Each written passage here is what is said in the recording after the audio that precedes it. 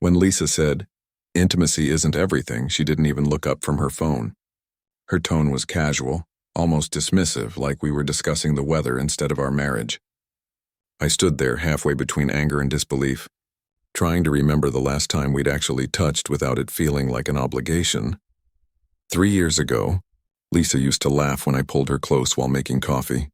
She'd nudge me away, smiling, saying I was too affectionate for 7 a.m. Now she flinched like my touch carried guilt. It wasn't sudden. It happened in layers, subtle refusals disguised as headaches, long work hours, bad days. I kept excusing it because that's what you do when you love someone. You rationalize their distance and call it a phase. But deep down, I knew the truth. The phase had become the norm. I tried to make things better. Planned weekend trips, cooked her favorite pasta, bought new sheets, things I thought might spark something. Every effort felt like shouting into a storm.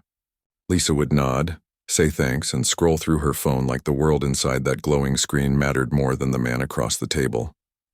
We barely fought. That was the worst part. We didn't scream or slam doors, we just stopped caring enough to argue.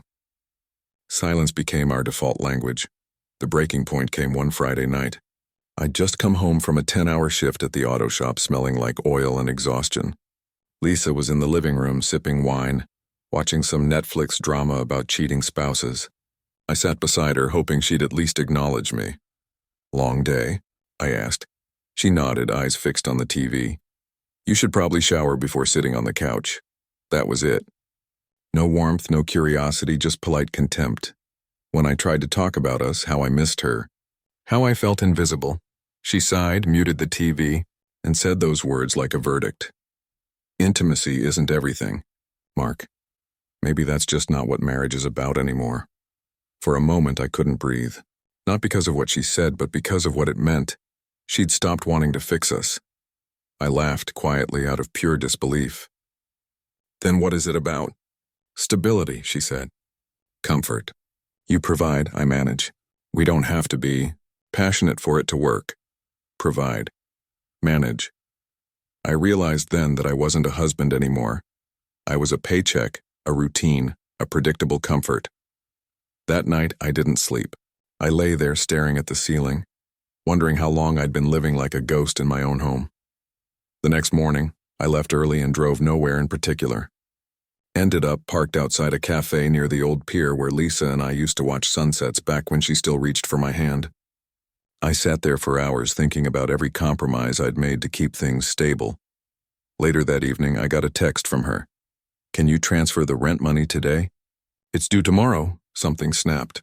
Not in anger, more like a quiet awakening. She wanted me to keep paying for a life I was no longer part of, to keep funding the emptiness she'd built between us. That's when I decided I was done being useful instead of loved.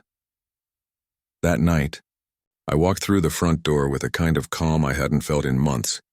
Lisa was sitting at the dining table, laptop open, a glass of wine beside her.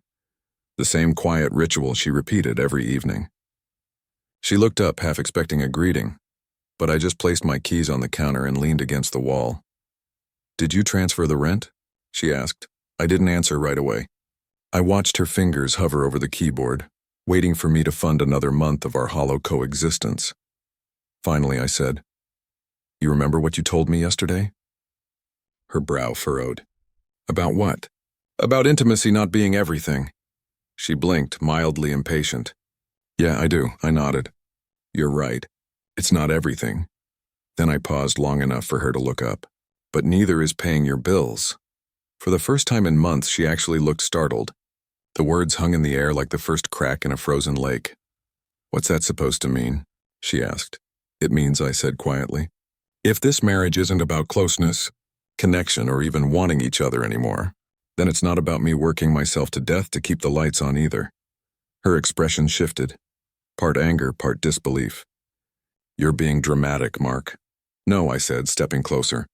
"I've been silent, not dramatic. There's a difference." I told her how it felt to come home every night to someone who treated me like a background noise, how I'd begged for attention, for a spark, for anything that felt like partnership, and every time I tried, she made me feel smaller, like my needs were childish, inconvenient, or embarrassing. Lisa rolled her eyes. but there was a flicker of guilt she couldn't hide. Marriage isn't supposed to be some endless romance, she said. People change. Priorities change. I smiled, not out of humor, but realization. Yeah, they do. I just didn't realize mine had shifted from love to survival. Silence stretched between us, the kind that makes you confront everything you've been avoiding. Finally, she asked, "So what now? You're just going to stop paying for everything?" I shrugged. You said intimacy isn't everything. Well, neither is money. I guess we're both about to find out what's left when you take those things away. Her lips parted, but no words came.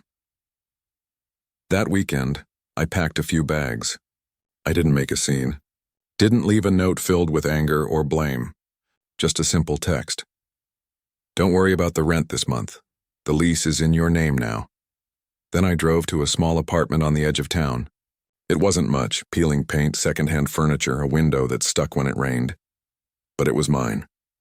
And for the first time in years, the silence didn't feel heavy. It felt like peace. Weeks passed before Lisa reached out again. Her messages started short. Are you serious about this? Then longer. I didn't mean what I said the way it came out. And eventually, can we talk? I didn't reply. I'd spent too long being available to someone who wasn't emotionally present. Some lessons, I decided, had to be felt in the empty spaces we create ourselves. Sometimes the loudest revenge isn't rage or betrayal. It's indifference. It's reclaiming your value when someone else forgets to see it. Months later, I heard through a mutual friend that Lisa had moved back in with her parents, trying to figure things out. Maybe she finally understood what I'd been asking for all along. Not perfection, not fireworks, just connection. As for me, I started over. I fixed cars by day, cooked my own meals by night, and learned to enjoy the quiet that once terrified me. Because when someone tells you intimacy isn't everything, what they really mean is they've stopped choosing you.